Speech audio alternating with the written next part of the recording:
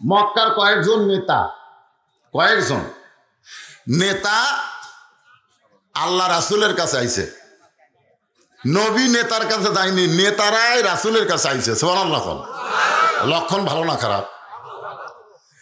নেতারা রাসূলের কাছে এসে বলতেছে, বাবা তুমি 25 বছরের একটা যুবক হইয়া 40 বছরের বিধবা বিয়ে করলে, এখন তোমার বয়স হয়ে গেছে 40 বছর, তার বয়স হলো 55 বছর। ওই বুড়ি বউলিয়া না থাকে মক্কার সবচাইতে সুন্দরী যুবতী তোমার সাথে বিয়ে দেব। তুমি যদি চাও মক্কার সবচাইতে দামি খাবারগুলো তোমার কষ্ট করা লাগবে না, আমরা তোমার বাড়িতে সাপ্লাই দেব। তুমি যদি চাও যতবার তোমার সঙ্গে দেখা হবে ততবার আমরা খালি হাতে দেখা করবো না, তোমার হাতের মধ্যে হাদিয়া দেব। নবী কই কে রে, নেতারা এইগুলো প্রস্তাব কেন দিচ্ছে? সুন্দরী বউ দিবি, ভালো ভালো খাবার দিবে, হাদিয়া দিয়ে আমাকে আক্রোশী বানাবি, জোরে কোন কি রসি গরু টরু যা আছে সব জমা দিবি। আল্লাহ রাসূল বলে নেতারা এরকম প্রস্তাব কেন করতেছেন? এইরকম প্রস্তাব করার কারণ হলো আল্লাহ তোমাকে যেইটা দিছে এইটা ঘরের মধ্যে সীমাবদ্ধ রাখো, ঘরের বাইরে যান চাই না। মসজিদের মধ্যে কোরআন তেলাওয়াত করো, মাদ্রাসার মধ্যে কোরআন তেলাওয়াত করো, কিন্তু কোরআন যে সমাজ গড়ার কথা জানো একবারও মুখে না আসে। এইটা যদি তোমরা পালন করো একটা মৌলবিও ধরা পড়বি না। জোরে খান কথা ঠিক কিনা? খালি কমলা আর আপেল আর সেব, বাবা রে, এক একটা হুজুরের গলা মোটা হয়ে যাবি। জোরে খান কি হয়ে যাবি? মোটা হয়ে যাবে। নেতাদের প্রস্তাবে আল্লাহ নবী বললেন, যেগুলো আপনারা পারবেন না, আসমানের চাঁদ যদি আমার ডান হাতে দেন আর বাম হাতে যদি সূর্য দেন, আল কোরআনের আলো ঘরের মধ্যে থাকবে না, গোটা সমাজের অন্ধকার দূর করে দিবে। নেতারা দেখলো সোজা আঙ্গুলে তো ঘি উঠতেছে না, আঙ্গুল কি করা লাগবে? বেঁকা করা লাগবে। আঙ্গুল বেঁকা করা শুরু করলেন, নবীর বিরুদ্ধচারণ করলেন। এমন বিরুদ্ধচারণ, মক্কার তখন 37টা গোত্র ছিল। গোত্র মানে 37টা পাড়া ধরেন, 37টা থানা ধরেন, যেটাই ধরেন, তখন মক্কায় 37টা গোত্র ছিল। কয়টা? প্রত্যেকটা গোত্রের একজন করে নেতা। 37 জন নেতা একত্র হয়ে বলতেছে যে আমাদের ভুয়া নেতৃত্ব যদি চালু রাখতে চাই তাহলে আব্দুল ইতিম কোলাকে সাইজ করা লাগবে। তাছাড়া ওই যে হারে ওর দলে মানুষ ভিড়তেছে, আবু জেহেলের বাড়ির দিকে যায় থুতে দেয়, আর নবীর বাড়ির দিকে আসসালামু আলাইকুম ইয়া রাসূলুল্লাহ সাল্লাল্লাহু আলাইহি ওয়াসাল্লাম। আবু জেহেল দেখতে দেখে রে আমার বাড়ি থুতে দেয়, আব্দুল্লাহর বেটার বাড়ি সালাম দেয়। তখন তো মক্কার লোকেরা থুতা দিত, আর বর্তমান পৃথিবীর মুসলমানেরা আবু জেহেলের বাড়ির পায়খানা করে। জোরে কোন কথা ঠিক কিনা?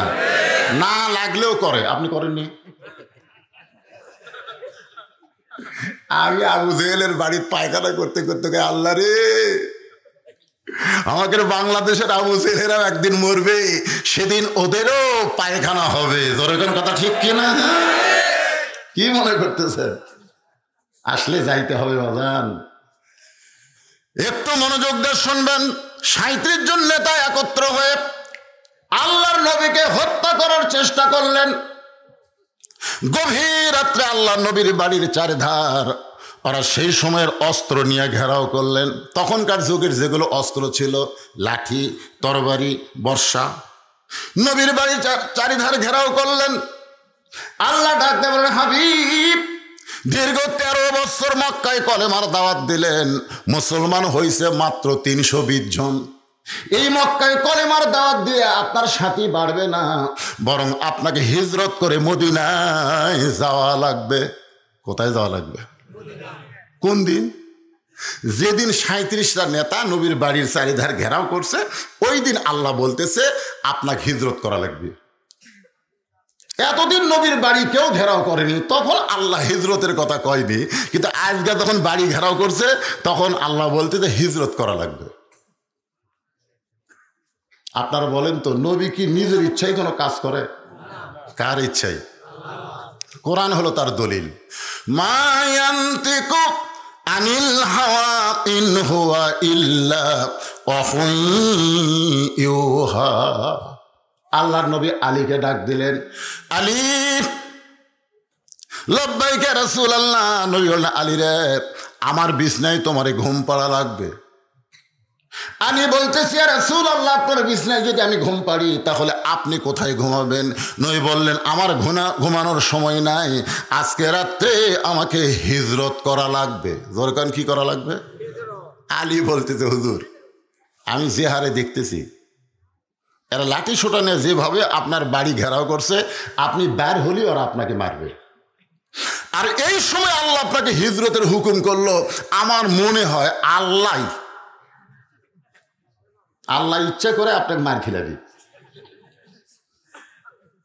ও যে একটা মারেফতের গুরু ঠাকুর একটা গান গায়, মাটির পুতুল বানায়া তুমি করিলা বেহোশ, তুমি যেমনি নাচাও তেমনি নাচে পুতুলের দাও দোষ।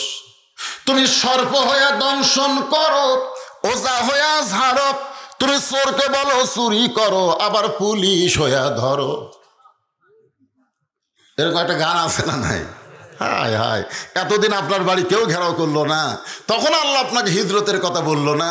আজকে সবাই লাঠি সোটা নিয়ে বাড়ি ঘেরাও করছে, আর এই সময় আল্লাহ আপনাকে হিজরতের কথা বলতেছে। হিজরত মানে বাড়ির থেকে বার হওয়ার কথা বলতেছে। আমার মনে হয় আল্লাহ সব কিছুর মূলে কে? আল্লাহ আলী রে, আমার বিছনায় ঘুমায়া যা, চাদর মুড়ি দিয়া ঘুমায়া যা। নবীর কথা মতো হযরত আলী চাদর মুড়ি দিয়া ঘুমায় গেলেন। এমন সময় আল্লাহ নবী দরজা খুলে বের হয়ে দেখে প্রত্যেকটা নেতারা খালি দরজার দিকে তাকায় আছে। রাসূল বলে, আল্লাহ যেভাবে এরা তাকায় আছে আমি করব কি? আল্লাহ বললেন, আপনাকে একটা অস্ত্র দিয়েছি, যে অস্ত্রের নাম হলো আল্লাহর কোরআন। সেখান থেকে 3টা আয়াত, কোন 3টা আয়াত পরে আমি বলতেছি। 3টা আয়াত পাঠ করে এক মুষ্টি বালুর মধ্যে ফুঁক দেন, সেই বালু আপনি ছিটায় দেন। এখনো কাফির বেঈমান মনে করেন ইহুদিরা বাইতুল মুকাদ্দাস ধ্বংস করতে আইছে, ওই 3টা আয়াত পাঠ করে বালুতে ফুঁক দিয়ে যদি ছিটায় দেওয়া হয়, প্রত্যেকটা ইহুদির চোখের মধ্যে বালু পড়বে, একটা গুলিও মুসলমানকে লাগবে না। ধরে কোন কথা ঠিক না? কারণ মুসলমানের কোরআনের উপরে সে অগাধ বিশ্বাস নাই। নবী 3টা আয়াত পাঠ করে বালুর মধ্যে ফুঁক দিয়া বালু উড়ায় দিলেন। আমার আল্লাহ তাআলা ওই এক মুষ্টি বালু ভাগ করে 37টা নেতার চোখের মধ্যে ঢুকাই দিলেন। এখন চোখের মধ্যে যদি বালু যায়, তাহলে হাতে লাঠি থাকে, তরবারি থাকে, বর্ষা থাকে, সব ফেলে দিয়ে। রাসূল ভাই, আল্লাহ কি সুযোগ! ওরকে লাঠি দিয়ে ওরকে পাশাতে বেড়ান যাবি। ওর কথা ঠিক না? কারণ এরা সব ডলতেছে, লাঠির খেল নেই। আল্লাহ বললেন, আজগা বাড়ান লাগবে না, আজগাকে যে হুকুম করছে আপনি সেইটা আমল করেন, জাগা মতো বাড়ি হবে, জাগা মতো। জোরে কারণ কি মতো? আপনারা কি মনে করছেন যে 37টা নেতা নবীর বাড়ি ঘেরাও করছে, ওই 37 জনের সাথে আরো 33 জন, 70 জনকে আল্লাহ বদরের যুদ্ধে শেষ করে দিয়েছে। জোরে কোন কথা ঠিক না? আপনারা কি মনে করেন আল্লাহর মার নাই? হ্যাঁ, সবাই যখন চোখ গলতেছে, এমন সময় আল্লাহর নবী চুপি চুপি আবু বকরের বাড়ির দরজায় আস্তে করে ডাক দিলেন, আবু বকর। সঙ্গে সঙ্গে দরজা খুলে গেছে। নবী চমকে গিয়ে বলে, আবু বকর, এই গভীর রাত্রে তোমার বাড়িতে আসতেছি, তুমি কি আগেই জানো? আবু বকর বলে, ইয়া রাসূলুল্লাহ, ওই যে 6 মাস আগে আপনি বলেছিলেন একদিন গভীর রাত্রে মক্কা থেকে মদিনায় হিজরত করা লাগবে, আমাকে সঙ্গে করে আপনি মদিনায় যাবেন। সেদিন থেকে আজ পর্যন্ত কোনো রাত্রিবেলা ঘুমাইনি, বরং সারা রাত আমি দরজার কাছে দাঁড়িয়ে থাকি। আল্লাহ নবী আবু বকরকে বুকের মধ্যে নিয়ে বললেন, মাবুদ, যে আবু বকর মাসের পর মাস না ঘুমায় আমি নবী আসার অপেক্ষায় দরজায় দাঁড়িয়ে থাকি, সে আবু বকরকে কি পুরস্কার আপনি দিবেন? আল্লাহ বলে, হাবিব রে, আল্লাহর পরে নবী, আর নবীর পরে হলো আবু বকর। আল্লাহর পরে কে? আর নবীর পরে আবু বকর। আল্লাহর নবী বললেন চলো যাই, সঙ্গে সঙ্গে আবু বকর রওনা দিলেন। রাসূল বলে আবু বকর কোথায় যাব? তুমি কি একটাবার বাড়ির মধ্যে ঢুকবা না? তোমার বিবি বাচ্চার কথা কি তুমি একবার মনে করো না?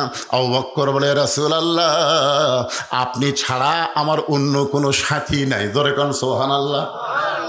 মক্কা থেকে মদিনা হলো উত্তর দিকে, যারা হজ করেছেন তারা জানেন মক্কা থেকে মদিনা হলো উত্তর দিকে। জোরে কোন দিকে? আর আল্লাহর নবী রওনা দিলেন পূর্ব দিকে। আবু বকর বলে হুজুর আপনি মনে হয় রাস্তা ভুল করতেছেন, কারণ মক্কা থেকে মদিনায় হিজরত করার হুকুম দিছে, সেই মদিনা উত্তর দিকে না গিয়ে আপনি পূর্ব দিকে কেন যাচ্ছেন? রাসূল বলে আবু বকর ওই যে একটা পাহাড় দেখতেছো, ওই পাহাড়ের মাথায় আমাদেরকে ওঠা লাগবে। ওই পাহাড়ের মাথায় একটা গর্ত আছে, সেই গর্তের মধ্যে আত্মগোপন করা লাগবে। আবু বকর বলে রাসূলুল্লাহ কার ভয়ে আত্মগোপন করবেন? রাসূল বলে কারো ভয়ে না, ওই গর্তের মধ্যে আত্মগোপন করা হলো আল্লাহর হুকুম।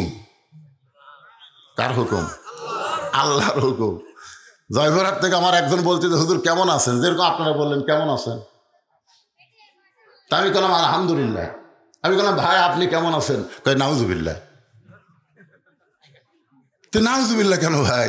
বলে হুজুর এই মসজিদের মুয়াজ্জিন তো, আযান দিচ্ছি আকামত দিচ্ছি কিন্তু ইমাম নাই। আমি বলি ইমাম নাই কেন? বলে ইমামকে পুলিশ খুঁজতেছে। ইমাম পুলিশের ভয়ে কোথায় যে লুকাছে আমরা আর ইমামই পাচ্ছি না। আমি বললাম তোমাদের গ্রামের সবচাইতে খারাপ মানুষ কি ইমাম? বলো হুজুর মুখ সাবধান করে বলবেন, আমাদের 7 পাড়ার মধ্যে ইমামের চাইতে ভালো মানুষ কেউ নাই। তাহলে পুলিশ খোঁজে কেন? চোর ডাকাত বাদ দেয় হুজুরকে খোঁজে কেন? মুয়াজ্জিন কয় আমি জানি না। এবার জানা লাগবে। 2 দিন পর আমাকে বলতেছে হুজুর ইমামের মারাত্মক দোষ আছে। আমি বললাম কি দোষ? সুদ খায়, নাউজুবিল্লাহ হুজুর। ঘুষ খায়, নাউজুবিল্লাহ হুজুর। এই তাহলে দোষ কি? হুজুর ইমামের মারাত্মক দোষ হলো ইমাম বিশ্বাস করে শুধু মসজিদ আল্লাহর ঘর না, গোটা বাংলাদেশ আল্লাহর। আপনার বলেন তো ইমামের বিশ্বাসে কি কমতি আছে? ইমাম বিশ্বাস করে শুধু মসজিদ আল্লাহর না, গোটা বাংলাদেশ আল্লাহর। শুধু মসজিদ ভালো রাখলে হবে না, গোটা বাংলাদেশ ভালো করা লাগবে। আর গোটা বাংলাদেশ ভালো করতে গেলে মানুষের দল করা যাবে না, আল্লাহর কোরআনের দল করা লাগবে। জোরে কোন কথা ঠিক কিনা? ইমাম কোরআনের দল করে এই খবর কে যেন থানার দিছে, তখন থেকে পুলিশ ইমামকে খুঁজতেছে, ইমাম লুকে আছে। আমি কইলাম আলহামদুলিল্লাহ। মুয়াজ্জিন কয় হুজুর ইমাম লুকে আছে আপনি আলহামদুলিল্লাহ বলেন? আমি বললাম আলহামদুলিল্লাহ বলার কারণ হলো ইমাম গারে সুরের সুন্নত আদায় করতেছে। ধরে কোন কথা ঠিক কি না? আজকে যারা নবীর দল করবেন মাঝে মধ্যে 3 তলা বাড়ি থুয়ে বাসার আলুর বাগুনের মধ্যে লুকা থাকা লাগবে। ধরে কোন কথা ঠিক কি না? এই লুকা থাকা হলো কার সুন্নত? এ কথা কন না কেন? কার সুন্নত? নবীর সুন্নত। আজকে সেই সুন্নত পালন করছে। হুজুর আমার কোনো টেনশন নাই, আমি সারাদিন ঘুরি সারাত ঘুমাই। তুই যে শয়তানের দল করিস, তোর টেনশন করতে থাকবি। আল্লাহর দল করো। নবীর যদি গারে সুরের মধ্যে আত্মগোপন করতে হয়, তুই নবীর উম্মত, তোমাকে আত্মগোপন করতে হবে। জোরে কোন কথা ঠিক কিনা? 3 তলা বাড়ির তোষকের উপর ল্যাব গাওয়াত দিয়ে থাকা আর বেশি বেশি দরুদ পড়ো। কেমনে যাবো মদিনায়? মুসলমান পরিচয় দিবার পারবো, কিন্তু মরার সময় মুসলমান হয়ে মরা কঠিন হবে। জোরে কোন কথা ঠিক কিনা? গারে সুরের মধ্যে আবু বকর আল্লাহর নবী। রাত শেষ হয়ে গেল। 37 জন নেতা আবু জেহেলকে বলতেছে নেতা যেভাবে পহরা দিলাম, মুসলমানের নবী তো বাড়ি থেকে বের হবার পারে নাই, এখন আমরা কি করব? আবু জেহেল বলতেছে একত্র হয়েছি 37 জন, আর হয়তো একত্র হওয়ার সুযোগ পাওয়া যাবে না। আজকে দরজা ভাঙ্গা ঘরের ভিতর থেকে বের করে তাকে হত্যা করা হবে।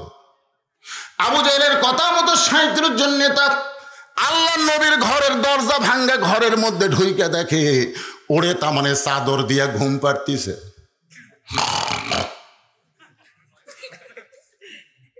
মানে এমন ভাবে চাদর দিছে মাথাও নাই পাও নেই, কিন্তু নাকের সাউন্ড। আবু জেহেল কয় তোকে মারার জন্য আমার সারা রাত পড়া দিন রে, আর তুই আরামে ঘুম পাড়িস, তুই মানুষ করে। সুবহানাল্লাহ। আপনারা বলেন তো যাই ঘুম পাড়তিস সেটা কে? আলীর ঘুম পাড়ার হুকুম কে দিছে?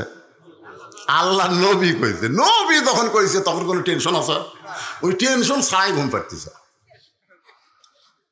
আবু জেহেলের একজন ক্যাডার ছিল, তার নাম হলো উলিদ বিন মুগিরা। ক্যাডারের নাম কি?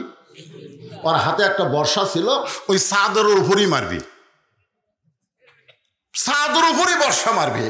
কেন তোকে আমরা সারা রাত ধরে পড়া দিলাম আর তুই ঘুম পাড়িস? এই বলে যেই বর্ষা মারবার চাই, আবু জেহেল ঘুমন্ত মানুষকে মারা জায়েজ নাই। সুবহানাল্লাহ বলেন। আবু জেহেল ফতুয়া জানে। আবু জেহেল বলতে হবে ঘুমন্ত মানুষকে মারা জায়েজ নাই। উলিদ বিন মুগিরা বলে, নেতা আপনার সব কথা মানবার পারবো না। অনেকগুলো ক্যাডার দেখবেন নেতার চাইতো বেশি মশান আছে না? নাই, অনেকগুলো ক্যাডার নেতার চাইতে বেশি। চিনিস আমি কার দল করি তুই জানিস? এই খালি বগুড়ার থেকে এসে তোকে সাইজ করবো রে, বগুড়ার থেকে ঘুরে এসে তোকে সাইজ করবো। এই কথা বলে ক্যাডার আমাকে 5 ফিট থেকে যাচ্ছে বগুড়ায়, পালসার মোটর সাইকেল। বগুড়া থেকে ঘুরে এসে সাইজ করবি। ওই কাহালু 4 মাথার জাতি সাইজ আছে, পার হচ্ছে ইতিমধ্যে এক ভুটভুটি ব্রেক কম মারিয়ে দিছে ভাই। ওর মোটর সাইকেলে কিছু ক্ষতি হয়নি, কিন্তু ওর উপর থেকে ভুটভুটি গেছে। 5-6 জায়গায় ভেঙে গেছে, অ্যাম্বুলেন্স করে শহীদ মেডিকেল কলেজে নিয়ে গেছে। যাকে হুমকি দিয়েছিল ঘুরে এসে সাইজ করবো, উনি আবার দেখতে গেছে 1 পা আঙ্গুল নিয়ে, 250 গ্রাম আঙ্গুল নিয়ে গেছে। ভাই ঘুরে এসে আমাকে সাইজ করে রে, এ ধর আঙ্গুর খা। তখন কান ধরকে বাইরে, সাইজ করার মালিক আমি না, সাইজ করার মালিক কে? আরো জোরে বলেন। এরকম কিন্তু ক্যাডার আছে না নাই? উলিদ বিন মুগিরা বর্ষা মারবার চাই, আবু জেহেল বলতেছে ঘুমন্ত মানুষকে মারা জায়েজ নাই। উলিদ বিন মুগিরা বলতেছে নেতাজি সব কথা আপনার মানা যাবে না। এই বলে আবার যখন বর্ষা মারবে, আবু জেহেল খফ করে বর্ষাটা ধরে বলতেছে আমি তোর নেতা, তুই আমারে মানিস না। আল্লাহ নবীর যতগুলো শত্রু ছিল, আজকে একটা জিনিস আপনারা খেয়াল করবেন, নবীর যতগুলো শত্রু ছিল সবচাইতে বড় শত্রু হলো আবু জেহেল। সবচাইতে বড় শত্রুকে আবু জেহেল কিন্তু জানে যে আমার বাড়ির কাছে হলো আব্দুল্লাহর বেটা নবীর বাড়ি, আর এটি যদি মারা হয় তাহলে গজব তো আমার উপরই পড়বে। কারণ আবু জেহেল কিন্তু নবী জানে, জানে কিন্তু মানে না। কারণ মানবার গেলি আমার নেতাগিরি থাকবি না, ধরে কোন কথা ঠিক কিনা? জানে যে এটাই নবী, এক যদি আমার বাড়ির ধার মারে তাহলে গজব আসে কি উলিদ বিন মুগিরার বাড়ি যাবে, ওর বাড়ি তো 3 মাইল দূরে, গজব তো আমার বাড়িতে পড়বি। এই জন্য বর্ষাটা খফ করে ধরে বলতেছে তুই কি আমার কথা মানবি না? আমি আপনাদের বোঝানোর জন্য বলতে, সবচাইতে বড় শত্রু হলো আবু জেহেল, আর সবচাইতে খারাপ শত্রু হলো উলিদ বিন মুগিরা। নবীর যত শত্রু আছে সবচাইতে খারাপ শত্রুর নাম কি? আর বড় আবু জেহেল। উলিদ বিন মুগিরা সবসময় নবীকে আবল তাবল বলে গালি দিত। একদিন মুসলমানের সামনে নবী ওয়াজ করতেছে, ইতিমধ্যে উলিদ বিন মুগিরা যাচ্ছে আর বলতেছে, ও মুসলমানের নবী, তুমি যদি এতই ভালো হবা তো জন্মের আগে তোমার বাপ মরলো কেন? আপনারা বলেন তো, জন্মের আগে বাপ মরা এটা কি নবীর দোষ?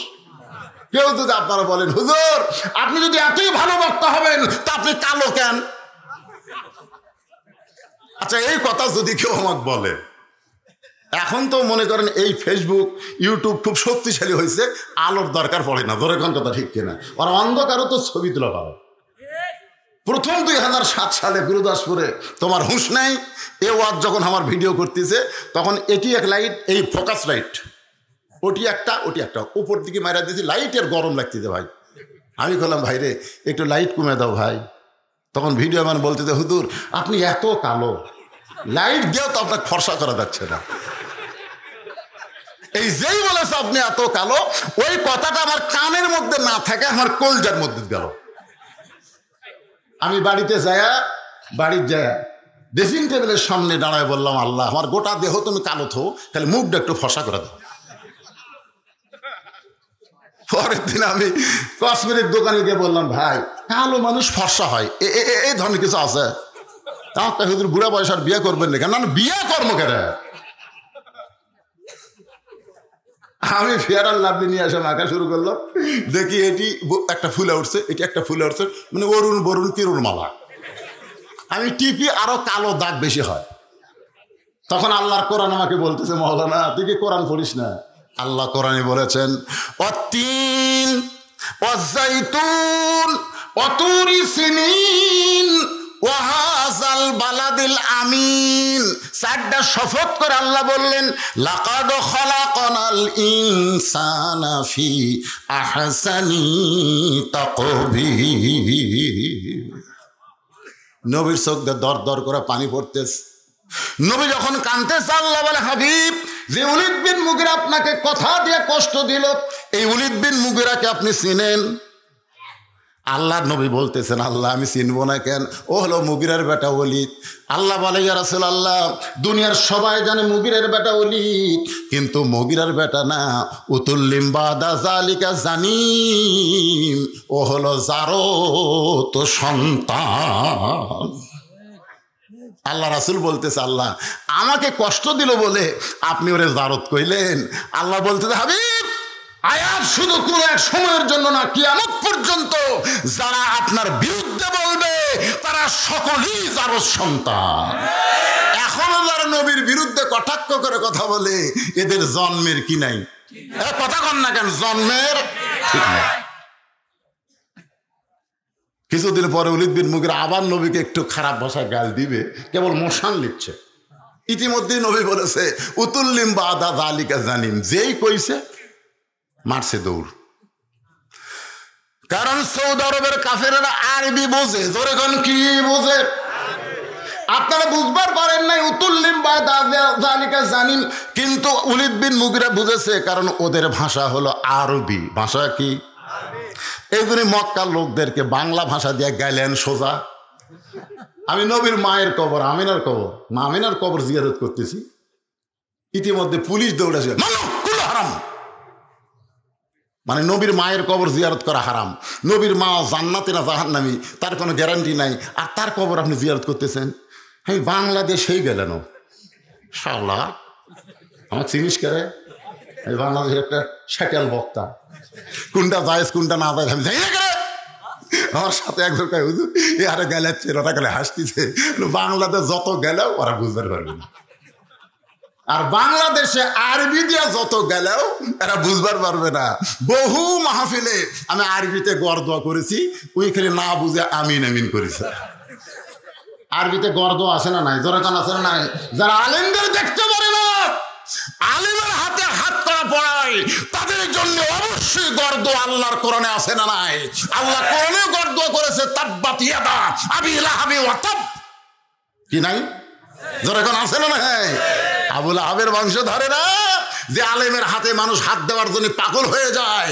আমি টেস্ট থেকে নামার পরে শত শত মানুষ আমার হাতে হাত দেওয়ার জন্য পাগল হয়ে যায়। সে আলেমের হাতে তুমি হাত করা লাগাও, তুমি কার বংশ এটা আর না জানলে আমরা না জানলেও আল্লাহ জানে। তোর কোন কথা ঠিক কিনা?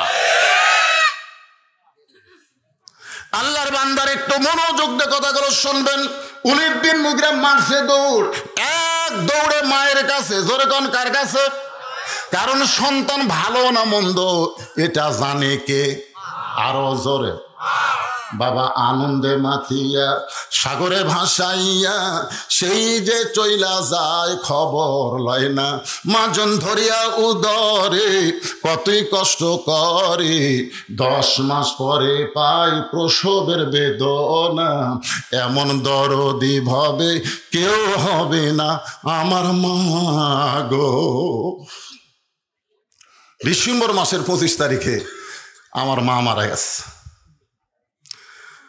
বহুদিন আমার বউকে বলেছিলাম, আমার বউ কিন্তু লাইভ দেখতেছে, এদের লাইভ দিস।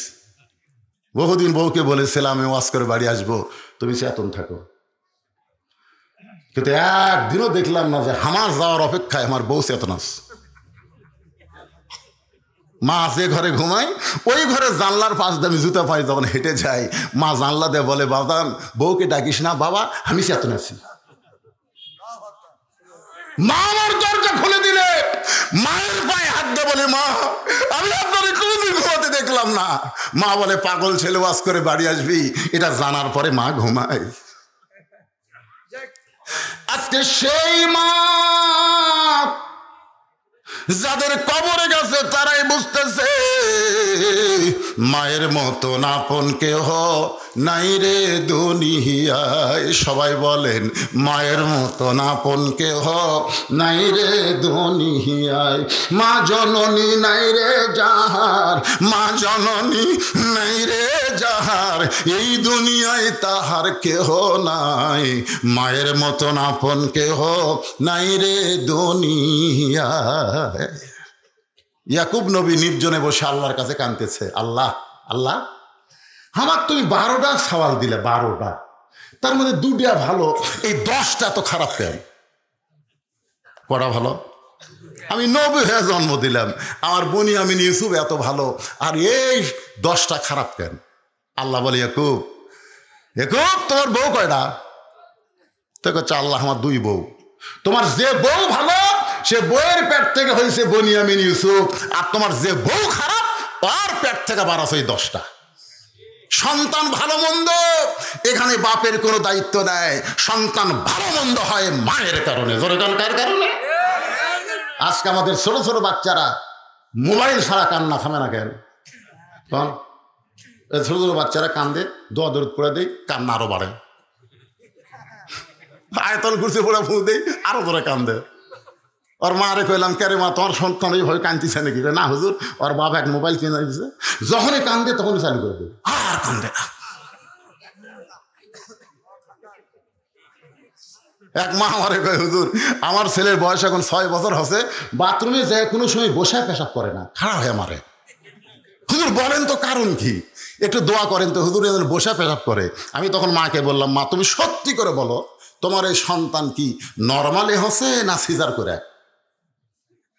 তখন বলে, হুজুর এখনকার দিন আর নর্মালি হয়, সিজার করা হওয়ার কারণেই তো এইরকম আছে।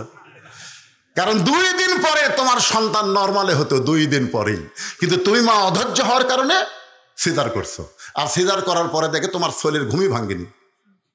ডাক্তার বলতেছে পেট তো কাটলাম রে, কিন্তু তো ঘুম পাড়তেছে। নাচ বলতেছে, স্যার কি করবেন? সবই ঠিক আছে কিন্তু ঘুম ছাড়েনি। তখন পেটের মধ্যে বাইর করে বলে, একটা ঘুরেন দে। ওই পেটের মধ্যে সন্তান বাইর করে এইরকম একটু ঘুরেন দেয়, যেই ঘুরেন দেয় মানে ওই যে মাথার ঝাঁকি খায় করছে, ওই করার জন্য ওই মোবাইল ছাড়া ভাত খায় না। ধরে কোন কথা ঠিক কিনা? আপনি বলেন তো এটা বাপের কারণে না মায়ের কারণে? মা পেটের মধ্যে বাচ্চা নিয়ে 5 ওয়াক্ত নামাজ পড়তে, শোনেন 5 মাস বয়স বাচ্চার, 5 মাস রুকুর থেকে যেই সেজদাত গেছে পেটের মধ্যে বাচ্চা দমর খাচ্ছে। ফেরেশতা বলে, আল্লাহ দেখো তোমার বান্দা রুকুর থেকে সেজদাত গেলে পেটের মধ্যে বাচ্চার কষ্ট হয়। আল্লাহ বলে, তোরা সাক্ষী থাক, যেই মা রুকুর থেকে সেজদায় গেল পেটের মধ্যে বাচ্চা দমর খাইলো, ওই মা শুধু নিজে নামাজ পড়তেছে না, পেটের বাচ্চাকেও নামাজের ট্রেনিং দিচ্ছে। সুবহানাল্লাহ। পেটে বাচ্চা নিয়ে মা রোজা রাখে, শাশুড়ি বলতেছে, বৌমা তুমি রোজা থাকলে তোমার পেটের বাচ্চা শুকে যাবে। বৌমা বলতেছে, মরে যাক, মরে যাক, আগামী রমজান পর্যন্ত বাঁচার কোনো গ্যারান্টি নাই। আর রোজা আল্লাহ 30টা রাখার জন্য পেটে বাচ্চা হওয়ার সাথে সাথে মাসিক আল্লাহ বন্ধ করে দেয়। ধরে কোন কথা ঠিক কিনা? মা বলে, আম্মা এই বছরই আমার 30 রোজা হবে। এর আগে যতবার করছি এই পেটও তো আসেনি, আমার 30 রোজা হয়নি। এই 14-15টা হতি, 5 দিন আর নাই। এই অসুখ হওয়ার কারণে আমি রাখতে পারি না। আল্লাহ কি সুযোগ দিয়েছে, পেটও তাচ্ছে না খেয়ে শালা মরুক, আমি রোজা থাকবোই। পেটে বাচ্চা নিয়ে মা রোজা রাখছে, ওই সন্তান কোনদিন হোটেলের দরজাত কালো পর্দা দিবে না। যতই কঠিন রোগ হোক, যতই বড় দিন হোক, ও রোজা থাকবেই। জোরে কোন কথা ঠিক কিনা? কারণ মায়ের পেটের মধ্যেই না খাওয়া শিখছে, মায়ের পেটের মধ্যেই। পেটত মা বাচ্চা নিয়ে মা গোটা কলেজ পাড়া ঘরে, গোটা কলেজ পাড়া পেটত বাচ্চা ঘরে, ওই বাইর হয়ে কি করবি? কোরআনের মাহফিলে বসবি, ওই খালি ঘুরবি, এবারে খালি ঘুরবি। কে রে হুজুর কড়া বলতো বাস করবি রে, পোলা কি ঠান্ডায় হয়ে যাচ্ছে নাকি? না না না, ওরা তাই করবি। এই জন্য খ্রিস্টান নেপোলিয়ন বলেছে, তোমরা যদি ভালো একটা সন্তান চাও তাহলে একটা ভালো মায়ের দরকার। জোরে কোন কিসের দরকার? ভালো মা সম্পর্কে আল্লাহ রাসূল বলেছেন, সাইয়্যিদাতুন নিসা আহলিল জান্নাত ফাতেমা তো জোহরা। এই দুনিয়াতে একটা ভালো মাকে যদি তোমরা জানতে চাও, সেই মায়ের নাম হলো ফাতেমা।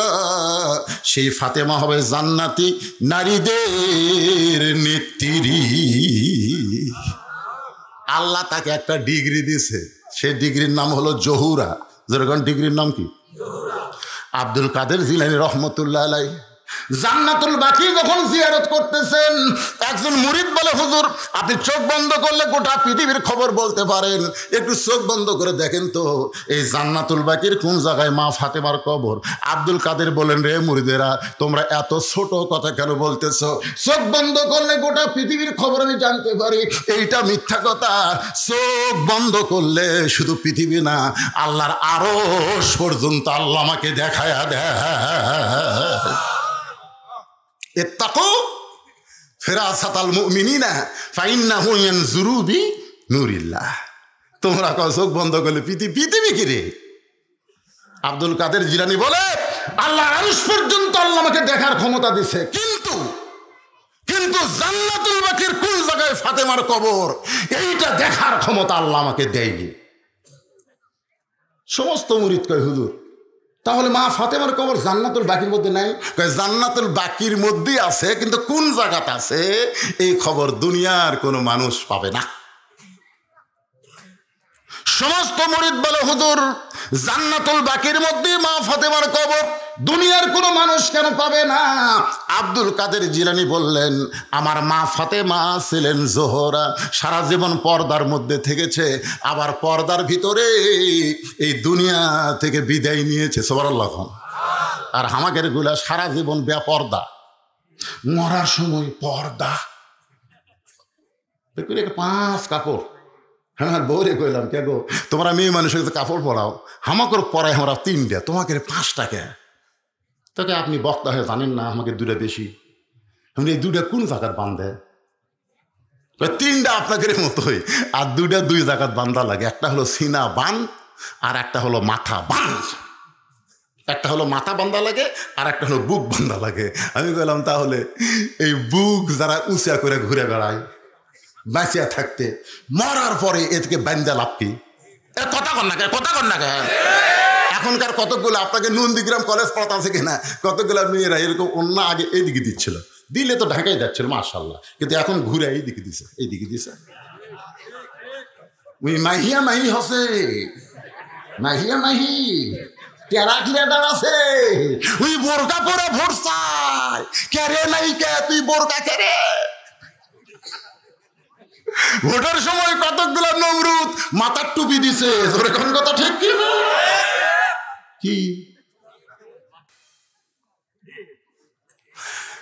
আমার মায়েরা যারা পর্দার অন্তর আছেন, একটু মনোযোগ দিয়ে শুনবেন।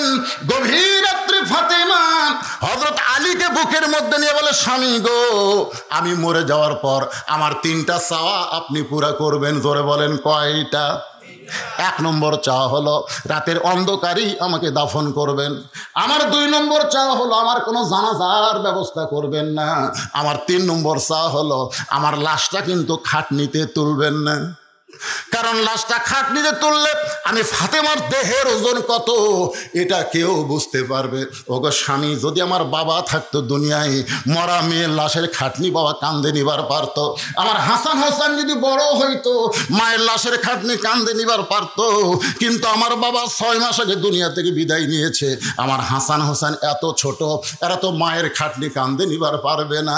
আপনি শুধু একা আমার দেহটাকে কান্দে করে নিয়ে জান্নাতুল বাকির পূর্ব কোণায় সবুজ রঙের একটা বাতি জ্বলবে, ওই বাতি বরাবর আমাকে দাফন করবেন। হযরত আলী দাফন করার পরে আল্লাহর কাছে বলতেছে, আল্লাহ, ফাতেমার কোনো জানাজা হলো না, ফাতেমার কোনো দোয়া হলো না, আমি স্বামী বলতেছি তুমি তাকে কবুল করে নাও।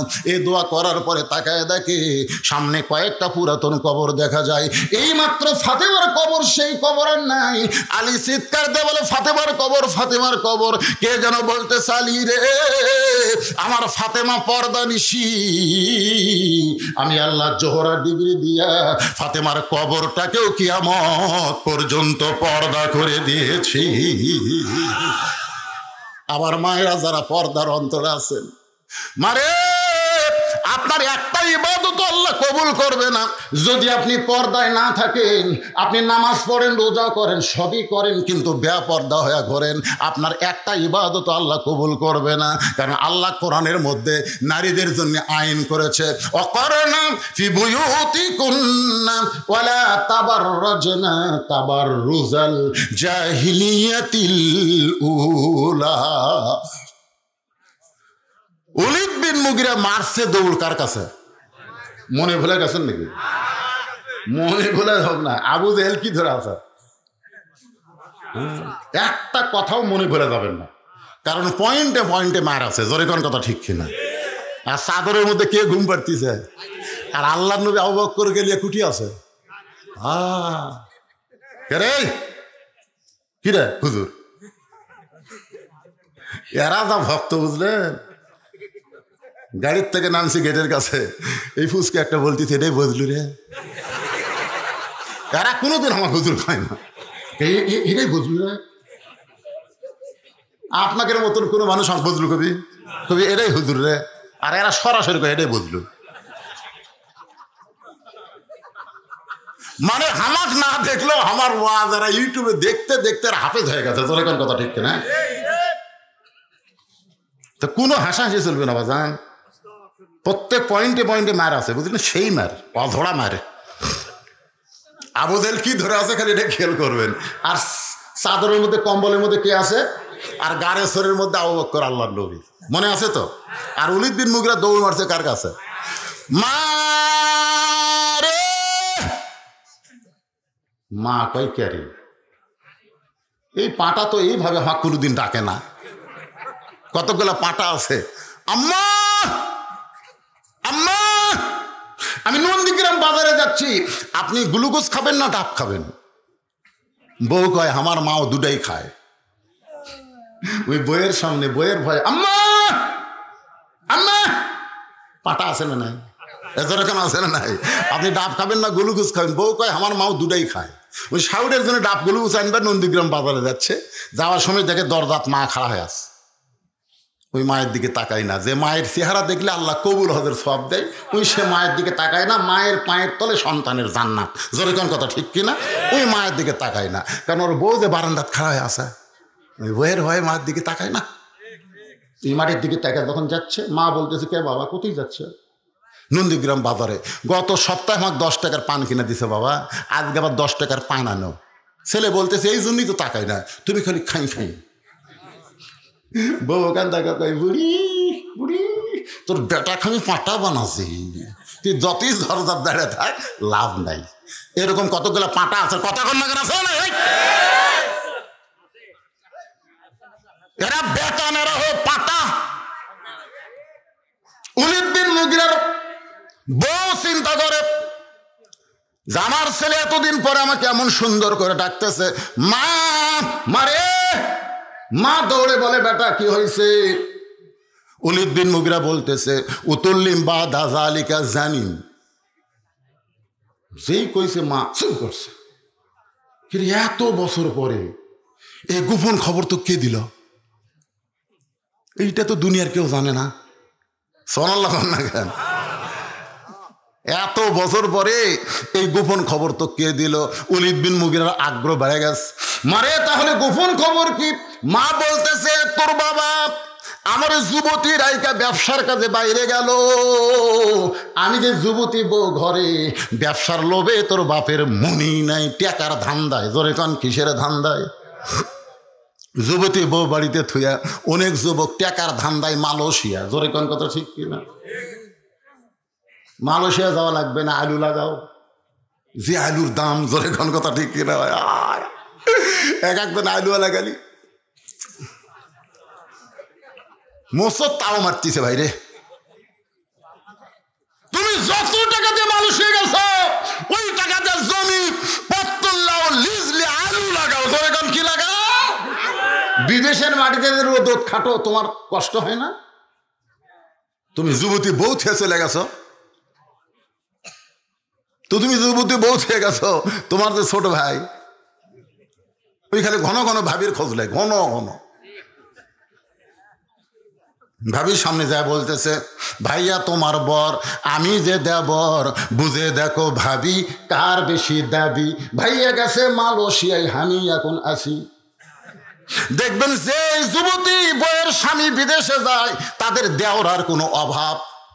আমি মা বোনদের জন্য বলবো, মা, দুইটা পুরুষকে আপনারা কাল সাপের মতন ভয় করবেন। দুইটা পুরুষ কিন্তু সামান্য সুযোগে আপনাদের নষ্ট করে দিবে। এই দুইটা পুরুষের একটা হলো দেওরা, আর একটা হলো দুলা ভাই।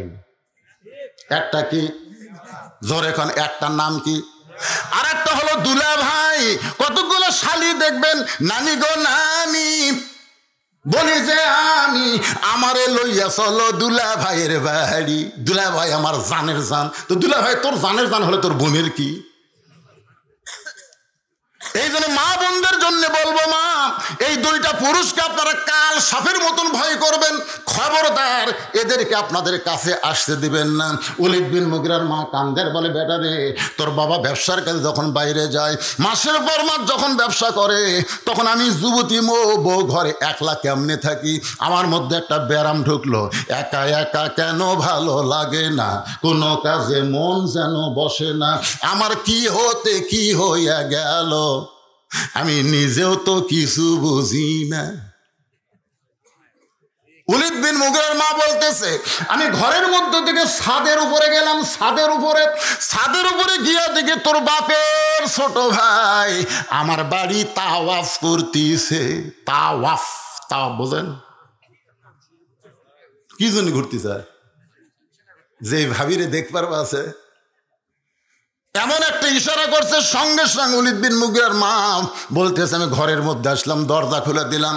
দরজা খোলার পরে তোর বাপের ছোট ভাই ঘরের মধ্যে ঢুকলো। আমি একটু অ্যাক্টিং করলাম, তোমার বাপের ছোট ভাই মানে তোমার চাচার সঙ্গে আমার মিলন হলো। এই মিলনে তুমি আমার পেটের মধ্যে আসলে, তুমি আসলেই জারত সন্তান। নবীর বিরুদ্ধে যারা কথা বলবে তারা কি? জোরে কান, তারা কি? আবু জেহেল বর্ষা ধরে আছে বাম হাতে। ওলীদ বিন মুগীরার বর্ষা ধরে আছে বাম হাতে, আর ডান হাতে চাদর মারছে টান। যেই চাদর টান মারছে, 37টা নেতার চোখ এরকম আসলো চাদরের মধ্যে। কে রে? কোন দিকটা পালালো রে? যেই বলছে কোন দিকটা পালালো, হল তালি খালি মুসকি মুসকি হাসতেছে। সুবহানাল্লাহ, সুবহানাল্লাহ, সুবহানাল্লাহ। আল্লাহ যদি পার করে দেয় রে, তোরকে পহরা দিয়ে কোনো লাভ নাই। তোর এখন কথা ঠিক কি না ভাই? যে আবু জেহেল বলতেছে, আলী রে, তোর নবী কোন দিক দিয়ে গেল? আলী বলতেছে, তোমরা পহরা দিলে তোমরাই কও, আমি তো ঘুমের মধ্যে আছি, আমি কেমনে জানবো? এমন কথা হযরত আলী বলেছে। আবু জেহেলের মুখত পড়ছে ছাই। আবু জেহেল বলতে, চলো যাই। এখন পর্যন্ত মক্কার মধ্যে থাকতে পারে, পাহাড়ের গুহায় তোমরা খোঁজ করবা। আমি গাড়ি সুরের মধ্যে গেলাম, ওইখানে গিয়া দেখি মাত্র 150 মিটার। ধরে বলেন কত মিটার? 150 মিটার গুহা পর্যন্ত আবু জেহেলের গ্রুপরা গেছিল। আবু বকর বলে, ইয়া রাসূলুল্লাহ, ওই যে আবু জেহেল গ্রুপের পায়ের শব্দ শোনা যায়, হুজুর গো, এরা যদি দেখতে দেখতে আমাদের গর্তে চলে আসে। আল্লাহ বলে, আবু বকর, তুমি আর আমি না, আমাদের সঙ্গে আল্লাহ আছে। যা করার কে করবে? আরো জোরে বলেন, যা করার কে করবে? আল্লাহ কেমনে করছে এটা আপনাদের কোরআন থেকে আপনাদের বুঝাই দেব। সূরা নসর একটাবার যারা পারেন আমার সঙ্গে পড়েন। ইজা যা পড়েন, ইজা যা আনাসরুল্লাহি ওয়াল ফাত ওয়া রাআইতান নাসা ইয়াদখুলুনা ফি দীনিল্লাহি আফওয়াজা ফাসাব্বিহ বিহামদি রাব্বিকা ওয়াস্তাগফির ইন্নাহু কানা তাওয়াবা। আল্লাহু আকবার, আল্লাহু আকবার। চলো যাই, পাহাড়ের গুহার মধ্যে খুঁজি। 37 জন নেতা যখন যাবার চায়, এমন সময় আলী, হযরত আলী গাও ঝাড়ি দিয়ে, এই খুব খেয়াল করো যুবকেরা, এরকম বুড়ে আঙ্গুল আমার দিকে দেখো। আবু জেহেল কয়, কে আলী বুড়ে আঙ্গুল ঘুরে কেন? আবু সুফিয়ান বলে, নেতা একাকে সাইজ করি। বলার সুযোগ পাবে। এরই জন্যই তো আমরা বহুবার জানলা দিয়ে দেখছি, দেখি শুয়ে আসা, কিন্তু কান যেই সারছে। এই যদি চাদরের মধ্যে না থাকতো তাহলে তো আমরা বুঝতে পারতাম নাই একে আগে সাইজ করি। আলী বলতেছে আয় আয়।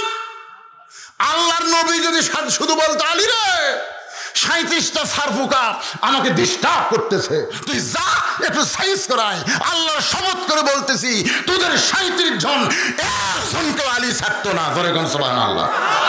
আয় কে রে আলী, তুই একটা ফুচকা মানুষ, 37টা নেতার ডাকতিস, তোর খালি হাত আছে অস্ত্র নাই, আর ওইটা হাতত খালি তরবারি তীর ধনুক, তারপর বলতেছে আহ সুবহানাল্লাহ খবর না। আপনি যত বড়ই শক্তিশালী চোর হন, আমি কিন্তু জুয়ান তাগড়া চোর, আর বাড়িওয়ালা হলো ন্যাংড়া, হাতও নাই পাও নাই কিন্তু চেতন আছে। আমি কেবল চুরি করার জন্য দরজার যে হাত মারছি ভাই। ইতিমধ্যেই বলতে কে রে, যেই বলছে কে রে আপনার বলেন তো আমি থাকবো না, দৌড় দেবো। ওইকে হাতটা পারে, ওই লড়বারই পারে না, কিন্তু কে রে কইছে চোর আর থাকতে পারে না। 37টা হলো চোর আর আলী হচ্ছে বাড়িওয়ালা। ধরে কোন সুবহানাল্লাহ। হযরত আলী 37 জন নেতাকে ডাকতেছে। আবু জেহেল বলতে দরকার নাই, ওরে চিনিস না, ওরে কি চিনিস না? তিহিমা প্রান্তরে আল্লাহর নবী যখন আলোচনা করতেছে, এমন সময় আল্লাহর নবীর কাছে এসে বলা হচ্ছে ইয়া রাসূলুল্লাহ, মক্কার সবচাইতে বড় বীর নাম হলো তার আমর, প্রতি সন্ধ্যায় 21 কেজি খাদ্য খায় আর 3.5 ওজনের তরবারি নিয়ে জেহাদের ময়দানে যায়। সে আমর কাবা ঘর সে শপথ করেছে মুসলমানের নবীর মাথা না কাটা পর্যন্ত আমি দুনিয়ার পানিও পান করব না, দুনিয়ার কোনো খাদ্য খাবো না। সে আমর আপনাকে হত্যা করার জন্য আসতেছে। ইয়া রাসূলুল্লাহ, এখন আপনি কি করবেন? এমন সময় ওসমান গনি বলে নবী গো, আমাদের করার একটা কাম আছে, সেইটা হলো আমরা দোয়া করি আল্লাহ যেন আমরের হাত পাও অবশ করে দেয়। কারণ মুসলমানের কাম কয়টা? একটা। জোরে বলেন কয়টা? ওসমান গনির কথা মতো আল্লাহর নবী হাত তুলে যখন দোয়া করবে, এমন সময় আল্লাহ তাআলা আয়াত নাজিল করলেন, ইয়া আইয়ুহান নাবিয়্যু হারজিল মুমিনিনা আলাল কিতাল। ওগো নবী, এই 2টা হাত খালি দোয়া করার জন্য না, এই 2টা হাত লাঠি ধরার হাত, এই 2টা হাত হলো তরবারি ধরার হাত। কোনো কাফের মুসলমানকে হত্যা করবে আর মুসলমান দোয়া করবে, সেই দিন আর নাই। এখন কাফের বেঈমানদের বিরুদ্ধে অস্ত্র ধরা লাগবে। হুকুম কার? জোরে কর না, হুকুম কার? ড্রাইভার আমারে বলছে, হুজুর আমি গাড়ি গ্যারেজে রাখতেছি, আপনি বাসার যান। কেবল গেট খুলে বাসার মধ্যে ঢুকছি ভাই, 4টে কুত্তে আমাকে ধরছে, 4টে কুত্তে খাও খাও করে ধরছে, আমার জুব্বা কামড় দিয়ে ধরে মনে হয়। আমি আয়াতুল কুরসি পড়তেছি, কুত্তে লড়ে না। আমি দোয়া পড়ি, কুত্তে সরে না। ইন্নাহুম ইয়াকিদুনা কাইদা ওয়া আকিদু কাইদা। তারপরে এক কুত্তে আমার কামড় দিলই জুব্বাত। এত দোয়া পড়ি তাও কুত্তা লড়ে না। আমার ইমান বলতেছে মাওলানা তোর কাছে খালি দোয়া আছে কিন্তু লাঠি নাই। খালি লাঠি থাকলে দোয়া লাগে? এক কুত্তার পাশাত ভারী মারলে বাকি 3টে এমনি দৌড়াবি। জোরে কর কথা ঠিক কিনা? মুসলমানের খালি দোয়া আছে কিন্তু লাঠি নাই। জোরে কর কি নাই? সঙ্গে সঙ্গে আল্লাহর নবী দোয়া বন্ধ করে দিলেন। ওসমান গনি বলে ইয়া রাসূলুল্লাহ, আমরের হাত পাও ধ্বংস হোক। এই দোয়া না করে দোয়া বন্ধ করলেন কেন? রাসূল বললেন, তোমাদের মধ্যে কেউ কে আসো, ওই আমর আমি নবীর কাছে আসার আগে তার কাছে যাবার পারবা? তোমাদের মধ্যে এমন কেউ কে আসো? প্রত্যেকটা সাহাবী মাথা নিচু করে চিন্তা করে, প্রতি সন্ধ্যায় 21 কেজি খাদ্য খায়। আমরা তো 500 জন সেই খাদ্য খাওয়ার পারি না। আর 3.5 ওজনের তরবারি যুদ্ধে যায়, এত বড় বীরের সামনে কে যাবে? সবাই যখন চিন্তা করতেছে, এমন সময় 9 বছরের একটা ছোট্ট বাচ্চা পিছন দিক থেকে দাঁড়িয়ে বলে, ইয়া রাসূলুল্লাহ আমি আমরের সামনে যাবার চাই। কোন কিতাবে লিখছে 13 বছর। হুজুর আমি যাবার চাই। আল্লাহ রাসূল বলেন, এজলেস, বস বস। এরা মাথা নিচু করে আসে, খাড়া হসা। এই তোমাদের মধ্যে কেউ কে আছে ওই মহাবীর আমর আমার কাছে আসার আগে তার কাছে যাবা? আলী আবার দাঁড়ায় বলতে, হুজুর আমি যাবার চাই। আল্লাহ রাসূল বলেন, এজলেস, বসো আলী বসো। 3য়বার যেই করেছে, আলী কয়, হুজুর আমার পছন্দ হচ্ছে না। রাসূল বলে, না। কাছে ডাক দিয়ে বলতেছে, তুই আমার কে হোস? হুজুর আমার বাপ আপনাকে পালিছে। আবু তালেব হচ্ছে আমার বাপ, আপনি আমার চাচাতো ভাই। আমি বেঁচে থাকতে কোনো কাফেরের বেটা আপনার কাছে আসবে এই সুযোগ নাই। মারলে আগে আমাকে মারবে, তারপর আপনার কাছে আসবে। তা আমি বেঁচে থাকতে আপনার কাছে আসবে এই সুযোগ আমি দিব না। সুবহানাল্লাহ না কেন? আল্লাহ রাসূলকে কি কইলি? বলে আমি জীবিত থাকতে আপনার সামনে কোনো কাফের আসবে এই সুযোগ আমি দিব না। রাসূল ওসমান, ওসমান তোমার বাড়ির তরবারি আছে? ওসমান বলে হুজুর উট দুম্বা জব করার জন্য একটা ছুরি আছে, সেটা নিয়ে আসো। তো আল্লাহ নবীর কাছে ওসমান গুনে একটা তরবারি দিলেন। তরবারি মাত্র 27 ইঞ্চি ওজন, হলো 1 কেজি। কয় ইঞ্চি ওজন? ওই তরবারি হযরত আলীর হাতে দিয়ে বললেন, আলী রে খালি হাতে যাওয়া চলবে না, যা যা আমরের সামনে এই তরবারি নিয়ে যা। হযরত আলী সঙ্গে সঙ্গে মারছে দৌড়। 27 ইঞ্চি একটা তরবারি নিয়ে দৌড়ায়। পিছন দিক থেকে রাসূল ডাকে আর বলে, আলী রে তোরে যাবার কইছে কিন্তু দৌড়াস কেন? আলী বলতেছে, রাসূলুল্লাহ ওই মহাবীর আমর আপনার পবিত্র চেহারা দেখার আগে আমি আলী ওরে জাহান্নামে পাঠাবার চাই।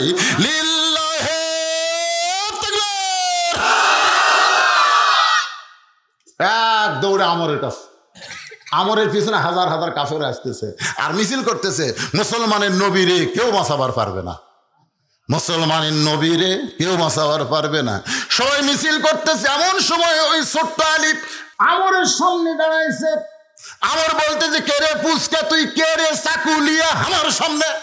চাকু বোঝেন? চাকু যেটাতে গরু জব করে সেটা হলো ছুরি, আর যেটাতে চামড়া ছিলে ওর নাম হলো চাকু। তুই আমার সামনে চাকু লিয়ে খেন দাঁড়াইছি। সঙ্গে সঙ্গে হযরত আলী কোরআন থেকে একটা আয়াত তেলাওয়াত করে ওই চাকুর মাথা ফুঁক দিলেন। ফুঁক দিয়া আমরের সামনে মাটিতে একটা দাগ দিয়েছেন, একটা দাগ। এই দাগ দিয়ে বলতেছে, এ কাফেরের ফাটা, তুই কত বড় বাপের বেটা, আল্লাহ নবী তো দূরের কথা, এই দাগটা ডেঙ্গা এখানে 1 ধাপ সামনে যা। সুবহানাল্লাহ ধরে খান। কি বলতেছে? ও কাফেরের পাটা, তুই কত বড় বাপের বেটা, আল্লাহ নবী তো হত্যা করার দূরের কথা, যে দাগটা দিলাম এই দাগটা ডেঙ্গায় তুই 1 ধাপ সামনে যা। এমন কথা হযরত আলী বলেছে। বলার সঙ্গে সঙ্গে আলীর কথার সঙ্গে আলী নাই, মনে হয় আল্লাহর কুদরতি পাওয়ার চলে আইছে। এই জন্য আলীকে বলা হয় হায়দারি হাঁক। জোরে কান কি হাঁক? যা 1 ধাপ, খালি 1 ধাপ যা, চাকু দিয়ে 1 ধাপ যা। আমরের গোটা দেহ থরথর করে কাঁপতেছে। সমস্ত কাফেরা কয়, মারেন মারেন, যে আপনার সামনে দাঁড়াইছে ওরে খাতির করেন না, ওরে মারেন। কাফেরদের মিছিল আমর যখন মারবার চায়, এরকম তরবারি যেই মারছে, ইয়ান জুরুবি নূরিল্লাহ হযরত আলী তাকায় দেখে ওটা তরবারি না, ওটা একটা কাঠের তক্তা। আপনার বলেন তো, কাঠের তক্তা তরবারি দেখলে আর ভয় থাকে? আলী তাই কেড়ে তক্তা লিয়ে চক মারার জন্যে হাইজাম করে মারছে। লাভ মাইরা তক্তার উপরে উঠে বিসমিল্লাহ বলে 27 ইঞ্চি মাইরা দিছে। একদিকে দেহ, একদিকে কাল্লা চলে গেছে। কি কয়ে মারছে? বিসমিল্লাহ কয়ে মারা দিছে। দেহ একদিকে, কাল্লা একদিকে, সব কাফের দৌড়। হায় হায়। আল্লাহ নবী বলতেছেন, আলী রে আজ থেকে তোর ডিগ্রি হলো আসাদুল্লাহিল গালেব। আলী বলতেছে, হুজুর যতই ডিগ্রি দেন আমি কিন্তু মারিনি। রাসূল বলে, কি বলিস? না হুজুর আল্লাহ শপথ করে বলতেছি আমি কিন্তু মারিনি, আমি খালি ঠেকাছি। আমি ঠেকাতে 2 ভাগ কেমনি হলো? রাসূল বলে, চুপ চুপ, যেই কথা একবার বলেছিস এই কথা আর বলিস না। আলী বলতে, চুপ, এ চুপ কর। এই চুপ বলার পিছনে একটা কারণ আছে। যেরকম আছে না নাই? ভাইজান আমি সব কথাই আপনাদের বলবো, কারণ আগামীকাল পর্যন্ত বাঁচার গ্যারান্টি আমার। আমি সিরাজগঞ্জ ওখানে কিন্তু অ্যাক্সিডেন্ট করছিলাম 1 ডিসেম্বর। আপনারা দেখেননি আমার অ্যাক্সিডেন্ট, মারাত্মক অ্যাক্সিডেন্ট। আমরা এবার দেখলাম 2 ভাই, আমি করছে আগে অ্যাক্সিডেন্ট, পরে আমার মা মরছে। আর বাসেদ খানের মা আর আমার মা কিন্তু একই দিনে মরছে, ওই পরে অ্যাক্সিডেন্ট করছে। বর্তমানে বাসেদ খানের পায়ের আঙ্গুল, আমরা একদিন দোয়া করলাম যে আঙ্গুল যেন ভালো থাকে। আজকে দেখলাম আঙ্গুল সেগুলো আর থাকবে না। তাহলে আমি যেখান থেকে আমার বাড়িতে যাওয়ার পারবো তার কোনো গ্যারান্টি? পুলিশ ধরার আগে আজরাইল আমাকে ধরতে পারে। তা আমি কোনো ওয়াজ এখানে থুইয়া আমি চলে যাব সে বক্তা আমি না। প্রত্যেক ওয়াজ এখানেই সমাপ্তি হবে। আমরা একসঙ্গে মনাজাত করে স্পেশাল তবারক গরুর গোস্ত বানাচ্ছে ভাই, ওটা লিয়ে আমরা বাড়ির যাবার চাই। কিন্তু সমস্যা হলো এই যে এটি 2000 টাকা তুই আমাকে দেখালো হুজুর, মাদ্রাসার জন্য কিন্তু কিছু করা লাগবে। তো মাত্র 10টা মিনিট এই এতিম মাদ্রাসায়, এই মাদ্রাসার জন্যে আমি আপনাদের কাছে 100টা কোরআন শরীফ বিক্রি করব। এখানে এমন আল্লাহর বান্দা থাকতে পারে একলাই 10টা কোরআন শরীফ দান করবে। এক কোরআন শরীফ মাত্র 500 টাকা। কেউ যদি মনে করেন হুজুর আমি 20টা কোরআন দেব, তাহলে 10,000 টাকা দেবেন। সবচাইতে বড় দান আল্লাহ নবীর এতিমখানায় একটা কোরআন। যাদের বাপ মা কবরে চলে গেছে, বাপ মা রুহের মাগফিরাতে কম পক্ষে একটা কোরআন শরীফ আপনাকে দেওয়া লাগবে। আপনি বলেন নবীর মাদ্রাসায় কোরআন দান করার দরকার আছে না নাই? তো কোরআন শরীফ না, এই যে 12টা বাজে টাকা দিচ্ছে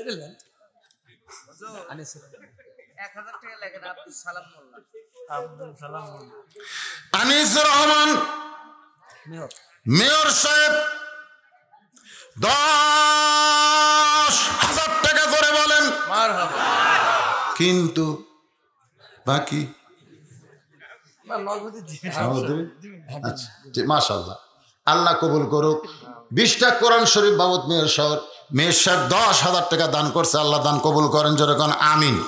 মাশাআল্লাহ। আর একটা আফতাবউদ্দিন ফারুকী সাহেব, সৌদি প্রবাসী, এখন দেশে নাই, বিদেশের মাটির থেকে 10,000 টাকা দান করেছে। আল্লাহ যেখানেই থাক ভালো থাক, কামায়ে বরকত দেখ, জোরে কোন আমিন। মাসে মাসে না পারলেও প্রতি বছরে একবার করে আল্লাহর ঘর তাওয়াফ, নবীর রওজা জিয়ারত করার তৌফিক দেখে জোরে কোন আমিন। যখন আমি শুনি যে আমেরিকাতে আছে, আমার ভালো লাগে না। এক বাপ এসে গল্প করতেছে, হুজুর আমার ছেলে আমেরিকাতে আছে। ওর যা মোশন ভাই, যাক পাক তাই কয় আমার ছেলে আমেরিকাতে আছে। আর এক বাপ স্টলের মধ্যে বসে আছে, ওই কথা কয় না। আমি বলি ভাই আপনি আসেন তো, বুকুতে একটা থাবা দেন। তো কি জন্য হুজুর? আপনি কন এই শালার কাছে আমার ছেলে সৌদি আরব আছে। করছে না হুজুর সৌদি, আপনার ছেলে সৌদি আরবে যদি বেনামাজি নাই, নামাজি হয়ে গেছে। আর আমেরিকার যদি নামাজি দেয়, খ্রিস্টানদের পরশে শালা বেনামাজি হচ্ছে। তোর কথা কর না, কোনো বাপি অহংকার করতে পারবেন না। বিশ্বের মধ্যে একটা দেশে গেলে অহংকার করে বলবেন আমার ছেলে মদিনাত আছে, আমার ছেলে মক্কাত আছে। সুবহানাল্লাহ কর না কেন? এই বাচ্চাটা সৌদি আরবে আছে। আমরা দোয়া করি প্রতি বছরে যেন আল্লাহর ঘর তাওয়াফ, রাসূলের রওজা জিয়ারত করা তৌফিক দেয়, জোরে কর আমিন। শরীরটা ভালো রাখুক, কামায়ে বরকত দেখ। এরকম প্রবাসী যারা আছেন তারা সবাই দেন। খোরশেদ আলম কাউন্সিলর, আমার ভাই কাউন্সিলর খোরশেদ আলম 2,000 টাকা বাকিতে করছে দান। আল্লাহ দানকে কবুল করেন, জোরে বলে আল্লাহুম্মা আমিন। কবুল করো, কবুল করো মোদের কামনা। আর কেউ আছে নাকি? তাড়াতাড়ি এখন। শাহিন আলম, শাহিন 500, জামাল 1000। শাহিন 500, জামাল 1000 টাকা বাকি, তাই না? বাকিতে দান করেছে, আল্লাহ দান কবুল করেন, জোরে কোন আমিন। এই মাদ্রাসার তালেবে ইলম কোথায় গেল? তোমরা একটু ভিতরে ব্যাগ নিয়ে ঢোকো। বাজান ব্যাগ না রুমাল কি আছে? হ্যাঁ ব্যাগ নিয়ে ঢোকো। এই রুমাল না, তুমি ব্যাগ আছে তো, তুমি রুমাল না খাওয়া হলো। আর একজন আল্লাহর বান্দা কোরআন শরীফ বাবদ 500 টাকা দান করেছে। আল্লাহ তার দানকে কবুল করেন, আল্লাহ নেক নিয়ত থেকে পড়া করেন। বাপ মার নামে 2টা কোরআন শরীফ বাবদ 1000 টাকা দান করেছে। আল্লাহ বাপ মার কবরকে জান্নাতের টুকরা বানান। যদি বেঁচে থাকে বাপ মা, আল্লাহ হায়াতে তাইয়্যিবা সিয়াতে কুল্লিয়া দান করেন। 2টা কোরআন শরীফ বাবদ আশরাফ আলী, আল্লাহ 1000 টাকা দান করবে। আল্লাহ তার দান কবুল করেন, বাপ মার কবরকে জান্নাতের টুকরা বানায় দেন। মাদ্রাসার কেশিয়ার সাহেব কে? মাদ্রাসার কেশিয়ার মিজানুর রহমান, মিজানুর রহমান কেশিয়ার সাহেব। মিজানুর রহমান সাহেব কোথায়? মাদ্রাসার কেশিয়ার থেকে শুরু করলাম। মাদ্রাসার কেশিয়ার সাহেব কিসের লাইন হয়ে বসবি রে? এই লাইন হয়ে বসবে কে করে? ও আজ কি শেষ? তো লাইন কি? ওই পোলা খাবার আছে মসজিদের সবার শেষে এসে আগে যায়। ওই কি আসলে নামাজ পড়ার যায়? ওই কিন্তু পুরাতন স্যান্ডেল পাউত দেওয়া যায়, নতুনের কাছে থই। যাওয়ার সময় নতুন পাউত দেয়, ধরা পড়লে কই বদল হচ্ছে ভাই। এই শেষে যারা আছে এরাই লাইন হওয়ার চিন্তা করতেছে। তোর এখন ঠিক কি না? ওয়াজ না শুনে যারা পোলা খাবি, পোলা খাইয়া ডাক্তারের কাছে যায় আবার গ্যাসের ট্যাবলেট খাওয়া লাগবে। আর যারা ওয়াজ শুনতেছে পোলা যেন তাদের তাবারক হয়, জোরে কোন আমিন। এই তাবারক যেন তাদের ভিতরে সমস্ত বেদি ব্যারামকে আল্লাহ ভালো করে দেয়, জোরে কোন আমিন। ব্যাগ নামে গেছে। হ্যাঁ, ব্যাগ নামে গেছে। ব্যাগের আদায় শেষ হলে আমার আদায় শেষ। লম্বা সময় আদায় করা যাবে না, কেউ বাদ যাবেন ইনশাল্লাহ। আপনাদের কাছে ব্যাগ গেলে টাকা দেবেন না, 10 টাকা 20 টাকা 50 100 যে যা পারবেন আল্লাহর রাস্তায় দান করবেন। আল্লাহ যেন এই দানগুলোকে জান্নাতের বিনিময়ে কবুল করে, জোরে কোন আমিন। একটু জিকির করেন লা ইলাহা ইল্লাল্লাহ, লা ইলাহা ইল্লাল্লাহ, লা ইলাহা ইল্লাল্লাহ, লা ইলাহা, লা ইলাহা মুহাম্মাদুর রাসূলুল্লাহ সাল্লাল্লাহু আলাইহি ওয়াসাল্লাম। বাজান একটু মনোযোগ দিয়ে শুনবেন। আল্লাহর নবী কিন্তু বলেছেন আলী রে চুপ। কি বলেছে? মনে ভুলে গেছেন না? মনে আছে? কামুজ দুর্গের দরজা, কামুজ দুর্গের দরজা হ্যাঁচকা টান মারছে। কামুজ দুর্গের দরজা বোঝেন? এখনো সেই দরজা মক্কার মিউজিয়ামে আছে, সুবহানাল্লাহ, এখনো আছে। দুনিয়ার মানুষকে দেখানোর জন্যে আল্লাহ তাআলা রাইখা দিয়েছে। যেরকম মা হালিমাতুস সাদিয়ার বাড়ি, পানি হয় বৃষ্টি হয় কিন্তু বাড়ির কিছু হয় না। কি জন্যে? কিয়ামত পর্যন্ত মানুষদেরকে দেখাবে আল্লাহ। আল্লাহ কোরআনে বলেছেন কাইফা কানা আকিবাতুল মুকাজ্জিবিন, সিরু ফিল আরদ কাইফা কানা আকিবাতুল মুকাজ্জিবিন। তোমরা ভ্রমণ করে দেখো মিথ্যাবাদীদের পরিণতি কি হয়েছে। আবু জেহেলের বাড়ি হচ্ছে টয়লেট খানা, জোরে কোন কথা ঠিক কিনা? হ্যাঁ, ওই কামুজ দুর্গের দরজা 70 জন লোক লাগে খুলতে, 70 জন লোক লাগে লাগাতে। তার ওজন কত? সেই দরজা হযরত আলী হ্যাঁচকা টান মারছে, হাতের মধ্যে ঢাল হয়ে গেছে, ঢাল হয়ে গেছে। দরজা নিয়ে যখন জিহাদের ময়দানে সব কাফের পলায় গেছে। ওরে বাবারে, এটা মানুষ না, জোরে কোন কি না? সবাই যখন পালায় যায় হযরত আলী রাগ করে দরজাটা ফাইলা দিছে। 80 গজ দূরে গিয়ে দরজা পড়ছে, মনে হয় কাগজ উড়ে গেল। সাহাবারা গিয়া নবীর কাছে বলতেছে ইয়া রাসূলুল্লাহ, আজকের জিহাদে আলীর কারণে আল্লাহ বিজয় দিছে। রাসূল মুখটা ভার করলেন, আলীর কারণে নাসরুম মিনাল্লাহি ফাতহুন করিব ওয়াবাশশিরিল মুমিনিন। এ বিশ্বাস করেন না মুমিনেরা? ইজাজা আনাসরুল্লাহ, মনে আছে না? ভুলে গেছেন? হ্যাঁ, কোন যুদ্ধে বিজয় সেটা সাহায্যকারী কে? আরো জোরে কন। আমাকে তো আল্লাহ করেনি ভাই রে, আমাকে ভারত করেছে। ভারত, দুই একজন নেতা কয় না ভারতের সহযোগিতায় আমরা বাংলাদেশ স্বাধীন পাচ্ছি। ভারত যদি তোমাদের সহযোগিতাই করে তাহলে বাবরি মসজিদ ভাঙলো কেন? হ্যাঁ, তোমরা জানো দেশের স্বাধীনতার চাইতেও মুসলমান মসজিদকে জীবন দিয়ে ভালোবাসে, ধরে কোন কথা ঠিক কিনা? ওরা বাবরি মসজিদ ভাঙ্গে আমাদের কলিজার মধ্যে আঘাত করছে। ভাই রে, স্বাধীন স্বাধীন হলে ইয়াবা ফেন্সি ডিল স্টার জলসা জি বাংলা। আপনি কর পারেন যে বউ আপনি স্বাধীন হচ্ছে? কোন বউ যদি আপনার স্বাধীন হতো তাহলে এটিএন বাংলা দেখতো, চ্যানেলাই দেখতো, ওই স্টার জলসা জি বাংলা দেখে গেন। তার মানে বোঝা গেল স্বাধীনতার নামে আমাদের বউগুলা সব ভারতের অধীন হয়ে গেছে, জোরে কোন কথা ঠিক কিনা? অর্ধেক আমরা গেছি। আমাদের যুবকগুলো এখন কথায় কথায় ফেন্সি ডিল খায়, ফেন্সি ডাল ইয়াবা বাবা খাই আমাদের যুবকগুলো করে দখল করে নিস। একটু মনোযোগ দিয়ে শুনবেন। সাহাবী বলতেছে রাসূল আল্লাহ, আলীর কারণে আজকে জিহাদের ময়দান আমাদের বিজয় হয়েছে। নবী মুখটা ভার করলেন। কিছুক্ষণ পরে হযরত আলী নবীর সামনে দাঁড়াইছে। রাসূল বললেন, আলী রে, জিহাদের খবর কি? বলে, হুজুর এতক্ষণ পর্যন্ত আপনি শোনেননি, খালি দরজায় হ্যাঁচকা টান মারছি, খালি হাতত লিছি, ওরা সব দৌড় মারছে। আল্লাহ রাসূল বলে, আলী তুমি দরজা টান মারছা? তুমি দরজা হাতত নিছা? কই হুজুর কি কোন ফেলা দিছি, 80 গজ দূরে গিয়ে পড়ছে। রাসূল বলে, আলী তুমি ফেলা দিছা? কই হুজুর আপনার বিশ্বাস হচ্ছে না? চলো যাই।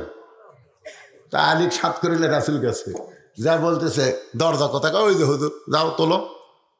হযরত আলী দরজা গিয়ে তুলবার চাই, নিজে নড়ে কিন্তু দরজা নড়ে না, নিজে নড়ে কিন্তু দরজা নড়ে না। আল্লাহ রাসূল বলে, আলী রে, যে দরজা হ্যাঁচকা টান মারলা, যেই দরজা হাতে ঢাল হলো, যে দরজা ফেলে দেয় শিগজ দূরে গিয়ে পড়লো, সেই দরজা এখন স্থির হয়ে আছে, তুমি নড়তেছো কিন্তু দরজা নড়ে না। আলী বলতেছে, হুজুর এটা কেমনে হলো? রাসূল বললে, ওই যে আমরকে মারার পরে তুমি কিন্তু বলেছিলে আমি মারিনি, আমরকে তুমি যেমন মারনি আল্লাহ মারছে। আজকে দরজা তুমি হ্যাঁচকা দিয়ে খোলো নাই, তোমার হাতের মধ্যে আমার আল্লাহর কুদরতি হাত ছিল। কারণ জিহাদের ময়দানে তুমি একলা ছিলে না আলী রে, তুমি আল্লাহর জন্য যুদ্ধ করার কারণে আল্লাহ তোমার সঙ্গে ছিল।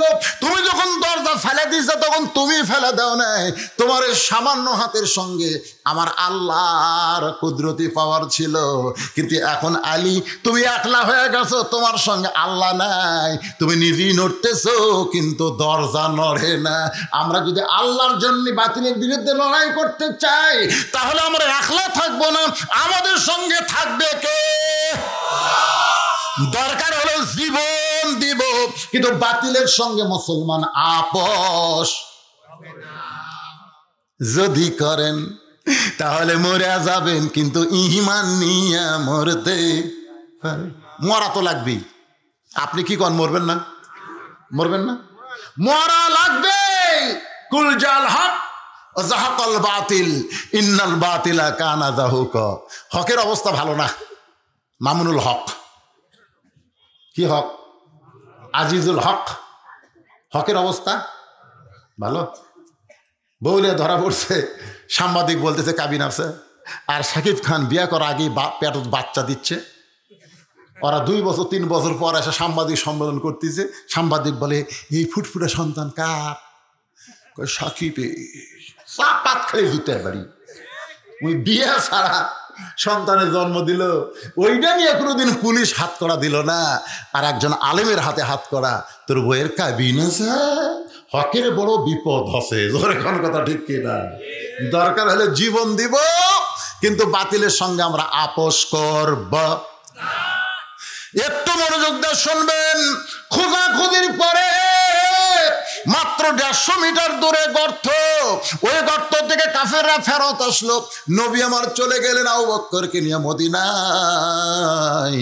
উটের পিঠে আবু বকর আর আল্লাহর নবী তাকায় দেখে ছোট ছোট বাচ্চারা, বালাগাল উলা বিকামালিহি কাশাবাদ্দুজা বিজামালিহি। বাজানরা একটু মনোযোগ দিয়ে কথাগুলো শুনবেন। মদিনার বাচ্চারা সকাল থেকে রাস্তাতে রোদের মধ্যে দাঁড়িয়ে আছে। মায়েরা বলতেছে, নবী আসতে এখনো দেরি হবে, চলো তোমরা খাওয়া দাওয়া করো। বাচ্চারা কান্দের বলে, মা গো মা, নবী ছাড়া আমরা খাওয়া দাওয়া করব না। পরন্ত বিকেল বেলায় নবী যখন উটের পিঠ থেকে মদিনার নামে, এমন সময় বাচ্চারা 2খানা হাত বাড়ায়া দেয়। আবু বকর বলে, রে মদিনার বাচ্চারা, এত বড় নবীকে তোমরা কি কোলে নিবার পারবা? এত বড় নবীরে তোমরা কোলে নিবার পারবা না। রাসূল বলে, আবু বকর, বাচ্চাদের ছোট্ট কোলের দিকে না তাকাইয়া চোখ বন্ধ করে তাকায়া দেখো, ওদের কলিজা হলো ভালোবাসার একটা প্রশান্ত মহাসাগর। রাসূল আমার বাচ্চাদের মাথায় হাত বুলায় বললেন, বাচ্চারা, আমি মক্কাতে থাকতে পারি নাই, মক্কার লোকেরা আমাকে হত্যা করবার চাইছিল, আর তোমরা হাত বাড়ায় আমাকে আদর করতে চাও, এর বিনিময়ে তোমরা কি চাও? প্রত্যেকটা বাচ্চারা বলে, নবী গো, আমাদের মাথায় হাত দিয়ে আপনি ওয়াদা করেন, এই মদিনা আপনি কোনোদিন ছাড়বেন না, এই মদিনা আপনি কোনোদিন ছাড়বেন না। রাসূল মক্কা বিজয়ের পরে মক্কায় যখন ছিলেন, মক্কার লোকেরা বলল, আপনি মক্কায় থাকেন, বাপদাদার ধর্ম, বাপদাদার বাড়ি। আল্লাহ নবী বললেন, মদিনার বাচ্চাদের মাথায় হাত দিছি, আমি মদিনা কোনোদিন ছাড়বো না। আজরাইল যখন জানটা কবজ করবার আসে, বলে, ইয়া রাসূলুল্লাহ, লা ইলাহা ইল্লাল্লাহ, একলা একলা মুহাম্মদ রাসূলুল্লাহকে সাথে নিবার চাই। ডান পাশে আল্লাহ, বাম পাশে মুহাম্মদ রাসূলুল্লাহ থাকবেন, আপনার জানটা কবজ করে আল্লাহর আরশে নিয়ে যাবার চাই। আল্লাহ নবী বলে, আজরাইল রে, মদিনার বাচ্চার মাথায় হাত দেওয়া ওয়াদা দিয়েছি, আমি নবী মদিনা কোনোদিন ছাড়বো না। আমি যেখানে আমার দেহ থাকবে সেখানে আমার রুহু থাকবে। এই জন্য প্রত্যেকটা মুসলমান বিশ্বাস করে, আমাদের নবী মদিনাত মরা নবী না, আমাদের নবী হলেন জীবিত নবী। ধরে কোন কথা ঠিক কি না? আমরা যে দরুদ পড়ি ভাইজান, এই দরুদগুলো নবীর রওজায় যায়, নাই। আমাদের নবী মাত্র 8 বছর মদিনায় এমন একটা ট্রেনিং দিলেন যে ট্রেনিং দেওয়ার পরে মক্কা বিজয় হয়ে গেল। মাত্র 13 বছর ধরে মক্কায় কলেমার দাওয়াত দিলেন, মুসলমান হলো 320 জন। আর হিজরত করার পরে 8 বছরে 10,000 সাহাবী নিয়ে মক্কা বিজয় হলো। এখন আপনারা বলেন মক্কার ইসলাম হলো পিটন খাওয়ার, আর মদিনার ইসলাম পিটন দেওয়ার জন্যে না, কেউ পিটন দিবার আলে তাকে ছাড়া যাবি না। কথা কন না কেন? ওরা খালি মারবি আর আমরা কি করবো? কি আজকে শুধু গরিবদের বাচ্চার মাথায় পাগড়ি উঠবে না, নেতাদের ছেলের মতো হাফেজের পাগড়ি উঠবে। জোরে কোন কথা ঠিক কিনা? কিন্তু বাংলাদেশে যতদিন শুধু গরিবরাই পাগড়ি পাবে ততদিন মাদ্রাসার জন্য ছায়া চিন্তা চলার লাগবে। আর যেদিন নেতাদের মাথা ছেলেদের মাথার পাগড়ি উঠবে তখন ওরা সংসদে গিয়ে বলবে আকডম বাগডম ঘোড়াডম সাজে ঢাক ঢোলক ঝাঁঝর বাজে, এই মিথ্যা শিক্ষা দিয়ে যদি মাস্টার 50,000 টাকা বেতন পায়, জালিকাল কিতাবুল আরাবি হুদাল মুত্তাকিন, এই সত্য শিক্ষা দিয়ে হুজুরের বেতন নেই কেন? সংসদে 100টা এমপি যদি এই চিল্লাচিল্লি করে স্পিকার বাধ্য হবি প্রাইমারির সাথে সাথে দরকার হলে প্রাইমারি বন্ধ করে মাদ্রাসা চালু করবি। জোরে কোন কথা ঠিক কিনা? কারণ ছোট মাসুম বাচ্চাকে আপনি সত্য শিক্ষা দেন। ঠেলাত পড়ে আসছিল, যখন করোনা হলো না সব প্রাইমারি বন্ধ। আমার মাদ্রাসাতে এসে ভর্তি হলো প্রাইমারি ছেলেরা, হুজুর প্রাইমারি বন্ধ, হুজুর কবে খুলবে জানি না, এই তো লুডু কোম্পানির ম্যানেজার হয়ে গেছে, টাকা আপনার মাদ্রাসায় ভর্তি করে দিই। আর মাদ্রাসাতে আবার নুরানি শিক্ষা আছে, ভর্তি করে নিলাম। হতে হতে 37 জন ভর্তি হলো। তার মসজিদে মোনাজাত করলাম, আল্লাহ এই করোনা আরো 5 বছর দাও, কারণ করোনা যতদিন থাকবে প্রাইমারি বন্ধ থাকবে আর সব ছাত্র প্রাইমারি আমাকে মাদ্রাসায় ভর্তি হবে। জোরে কোন কথা ঠিক নেই? কিন্তু আল্লাহ আমার দোয়া কবুল করেনি। এবারে করোনা বন্ধ হয়ে গেল, ওরা যা আসলো তাই। আমার মাদ্রাসাগুলো সব নেওয়া আলোক করে দৌড় দেখে, হুজুর মাদ্রাসা তো উপবৃত্তি নাই, হুজুর ওটা উপবৃত্তি আছে। ওরে শালা রে, উপবৃত্তির ঠেলায় তোমার ছোট তুমি কি বানাচ্ছ?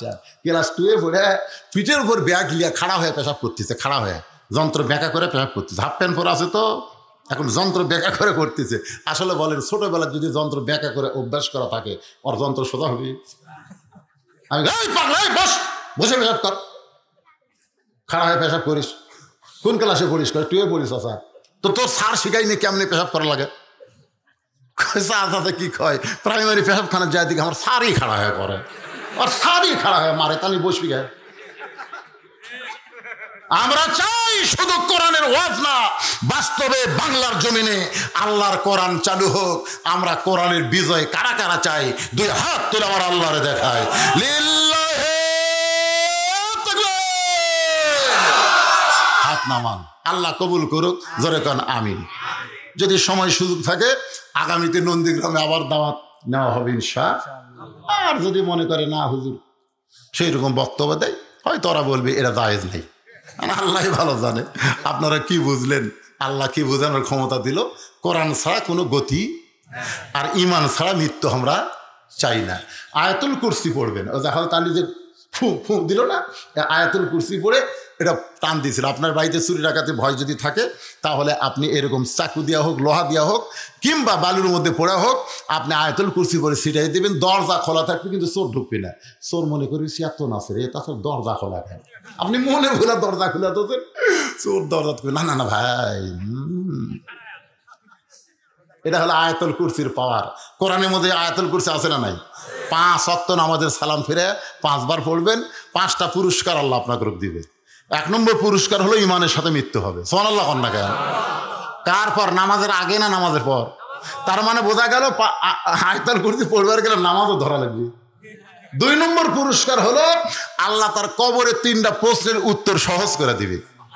3 নম্বর পুরস্কার হলো মিজানের পাল্লা নেকি দিয়ে আল্লাহ ভারী করে দিবে। 4 নম্বর পুরস্কার হলো বিজলি আকারে আল্লাহ পুল সিরাত পাড়ি করে দিবে।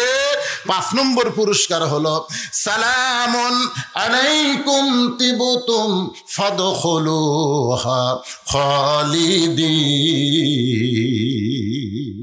আল্লাহ তাআলা 8টা জান্নাতের দরজা খুলে দিবে। আল্লাহ আমাদের সকলের জন্য কবুল করুক। সকলে বলে আমিন। ফজরের নামাজ আল্লাহ যেন আমাদেরকে জামাতের সাথে, জোরে কান কিসের সাথে? জামাতের সাথে আদায় করার তৌফিক দেয়। সভাপতি সাহেব এখন কি দিবেন কোন ভাই?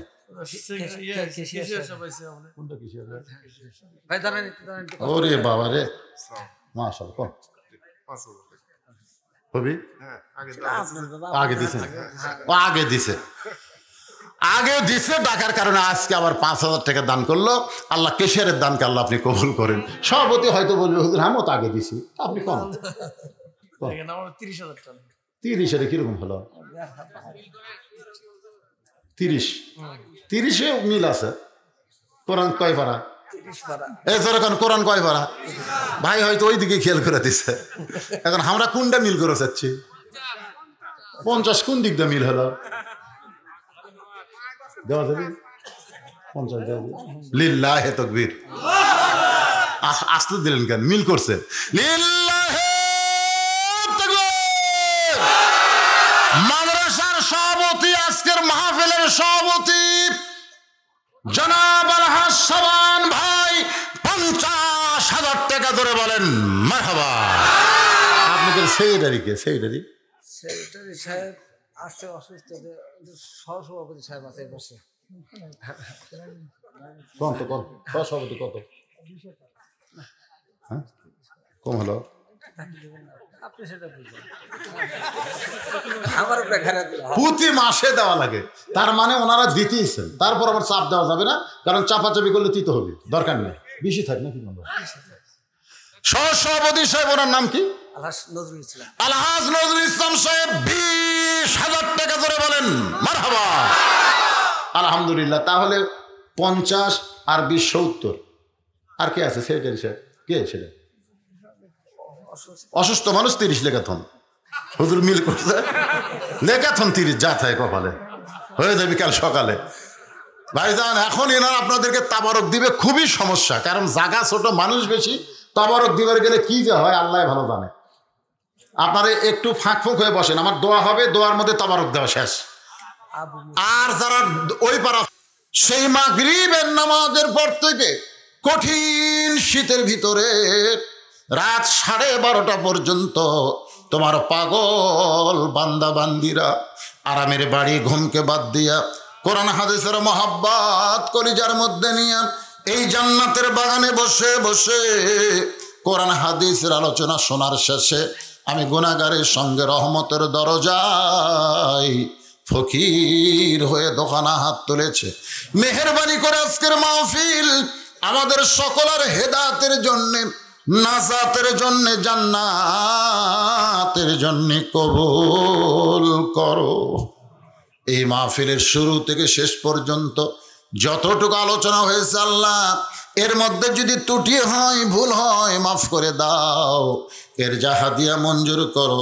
সোনার মদিনায় নবী পাকের রওজা মুবারকে আল্লাহ কবুল করো।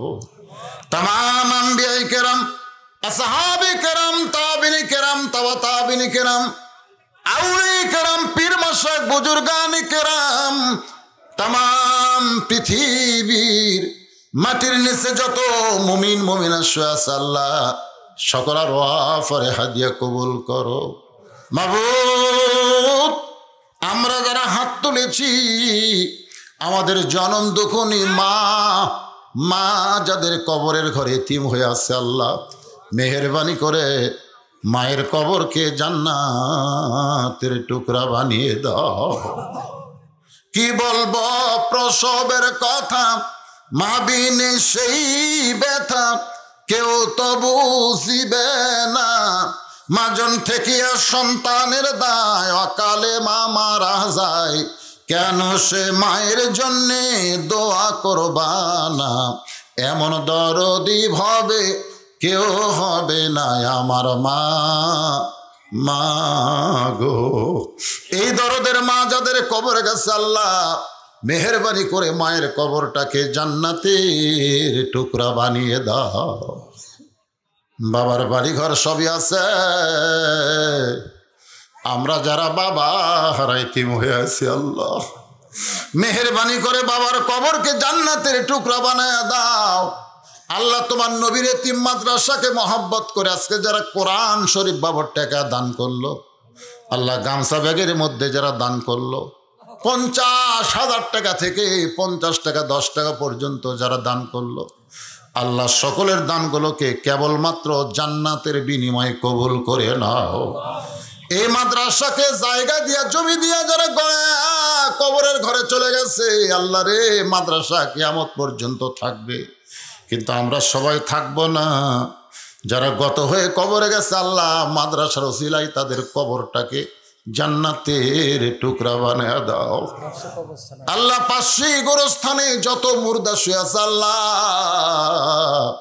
এই মাদ্রাসার ওসিলায় সকলার কবরকে জান্নাতের টুকরা বানায় দাও। আল্লাহ আজকের মাহফিলের সভাপতি, মাদ্রাসার সভাপতি, মাহফিলে আল্লাহ কোরআনের মাদ্রাসায় টাকা দান করেছে, সব সময় করে। আল্লাহ মাদ্রাসার সহসভাপতি, সেক্রেটারি, কেশিয়ার, মাদ্রাসার দাতার সদস্য, আল্লাহ সকলকে জান্নাতি কবুল করো। আজকের মাহফিলের সম্মানিত প্রধান অতিথি আসতে পারে নাই, কিন্তু 20,000 টাকা নগদ করছে দান। আল্লাহ কাউন্সিলর দান করেছে, আল্লাহ আজকের মাহফিলে অনেকেই দান করেছে। আল্লাহ সমস্ত অতিথিদের দান আল্লাহ আপনি জান্নাতের বিনিময়ে কবুল করে নেন। আল্লাহ আল্লাহ আমার সম্মানিত মা বোনেরা পর্দার অন্তরালে বসে বসে যারা আলোচনা শুনেছে, মা ফাতেমার চরিত্র দান করেন। আমি সহ আমরা যারা অসুস্থ হাত তুলেছি, আল্লাহ সুস্থতার নিয়ামত দান করে দেন। যে 4 জনের মাথায় পাগড়ি দেওয়া হলো, আল্লাহ তাদের হক্কানে হাফেজ আলিম কবুল করেন। মাদ্রাসার মুহতামিম, মাদ্রাসার ওস্তাদ, মাদ্রাসার তালেবে ইলম সকলকে আল্লাহ আপনি কবুল করে নেন। ফিলিস্তিনের মুসলমানকে আল্লাহ আপনি হেফাজত করেন। যারা জীবন দিয়েছে আপনার ঘরের জন্য, শাহাদাতের উচ্চ মর্যাদা দান করে দেন। আল্লাহ পৃথিবীর মানচিত্র থেকে ইহুদিদেরকে আপনি ধ্বংস করে দেন। আয় আল্লাহ তাআলা, এই নন্দীগ্রাম কলেজ পাড়ার উপরে আপনি রহমত বরকতের দরজা খুলে দেন। দূর দারাজ থেকে যারা আওয়াজ শুনতে আইছে, আল্লাহ সকলকে আপনি মাফ করে দেন। কত মানুষের জানাজার নামাজ আমরা পড়েছি, এই 2 হাত দিয়ে কত কবরে আমরা মাটি দিয়েছি। একদিন আমরা সবাই মারা যাব। যেদিন আমাদের মৃত্যু হবে, দিনটা যেন জুমার দিন হয়, মাসটা যেন রমজান মাস হয়। ইমানের সাথে, ইজ্জতের সাথে এই দুনিয়া থেকে বিদায় নেওয়ার সময় আমাদের জবানে জারি করে দিবেন, লা ইলাহা ইল্লাল্লাহু মুহাম্মাদুর রাসূলুল্লাহ সাল্লাল্লাহু আলাইহি ওয়াসাল্লাম। আসসালাম।